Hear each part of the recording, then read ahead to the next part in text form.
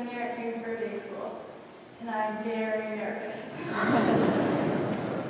This is the gospel according to diversity. I've grown up in this church, starting in the nursery when I was only a few months old. I've been walking through the halls and sitting in those pews as long as I can remember.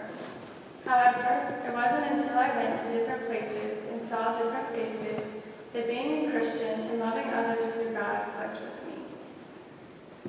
My first trip with the youth group was in 7th grade to South Dakota. It took 3 days on a full bus of teens and adults to get there. 30 girls slept in one open-air room on air mattresses, and there were 2 showers for all of us, plus all the youth traveling with another church there at the same time.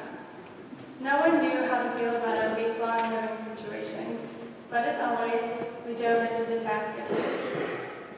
We were working on restoring a 4-roomed house in the middle of nowhere on the Lakota Indian Reservation. The house had no electricity, no plumbing, and the owner's possessions were all stacked up outside on a small pallet. We were to dig a ditch for the wires to be input, tear out the old walls, install some insulation, and redo the roof. The work was hard, it was hot, and by the end of the day, all of us had fiberglass on every surface of our bodies. When we finally took the time to talk to the owners of the house, we found that they had a very interesting story. They were living in a big city with all the pleasures and amenities one could ever want. They told us that marble floors, gold stair rails, and extravagant chandeliers were all over their house. Their kids both had everything they had ever asked for, but something did not feel right about that to the parents who had come from such humble backgrounds. They decided to move away from that life back to the reservation in order to live more simply and show their children the true meaning of blessings and gratitude. I will never forget how astonished I was upon hearing that. Little did I know, it would not be the first time I was given the opportunity to be among people who valued small gifts and appreciated everything God had provided for them. A couple of years later, the youth traveled to Hungary to sing to, sing for, sing with, and be around the gypsy teenagers.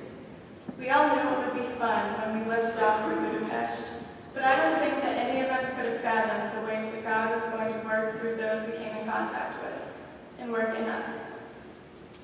I could talk about our experiences in Hungary for days on end, but the thing that stuck me the most and stuck with me was the story of a boy named Richie.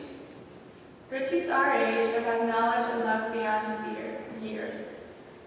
The first time we encountered Richie, he was sitting in the front of a room filled with 35 people with this infectious smile about his face. We had heard other gypsy, or Roma, teenagers speak about what their lives were like across the world from us, and had talked a great deal about cultural differences, but we all knew that this testimony would be different. Richie spoke to our choir about his grandfather and his ensuing inspiration to become a doctor. His grandfather was deathly ill when he sought refuge in a Hungarian hospital. He needed medical attention badly, and his family no longer knew how to help him.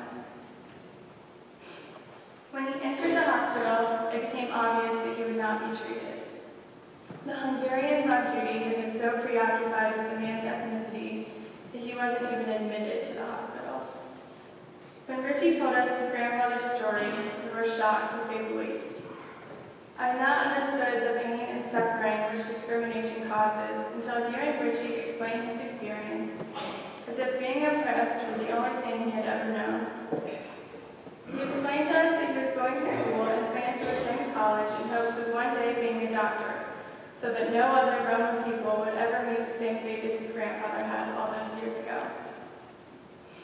In Hungary, we experienced physical diversity, working with people from different ethnic backgrounds and life situations. Our senior class has also had the opportunity to go on trips to Boston, Massachusetts, Ocoee, Tennessee, and Charleston, South Carolina. We put on church choir camps in underprivileged neighborhoods and helped to re-roof, paint, and restore many houses. Even though the destination has not always been the most exciting, and the tasks at hand have been drastically different, when I look back, I see God in everyone. I've learned what it means to be a Christian through nailing shingles in the blistering heat, and by opening my eyes to those who are different than me.